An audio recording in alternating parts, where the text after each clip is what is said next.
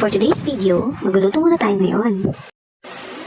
Ayan, inanda ko na ingredients. Yan ang miswa, sibuyas, bawang, patola, at manok ang ihahalo ko kasi yan ang available na sa ref namin.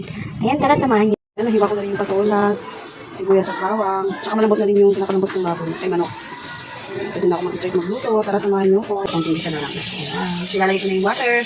Mabilis lang siya lang siya lutuin, mabilis lang lutuin yung miswa. Kapag yung miswa. Lagyan ako ng tubig, papakulong ko na lang. Tapos pag kumulo na, ilalagay ko na yung chicken cube, tsaka ilalagay ko na rin yung miswa. Papakulong. Lagyan na natin yung pork cube, ay yung chicken cube. Ayan, naluluin lang natin. Lagyan na rin itong miswa. Ayan, dalawang miswa. Na rin siya. Okay na yung yung sakto na sa akin yung panlasa. Pabilis lang siya lutuin, kaya kayo, pag wala kayong maulam, try nyo din to. Kahit anong i-partner nyo pwede. Dati ang pinapartner ko is siomay. Wala naman kami siomay. Yung manok lang yung available namin sa ref. Ayan. Instant ulam na agad. Mabilis na lutuin. Wala pang isang oras luto na yan. Lalagay ko na rin yung patola.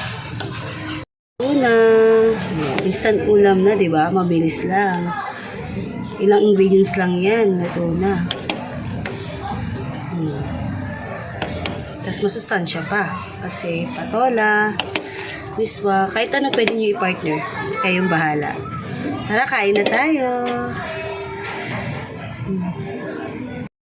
Thank you for watching. Don't skip the ads.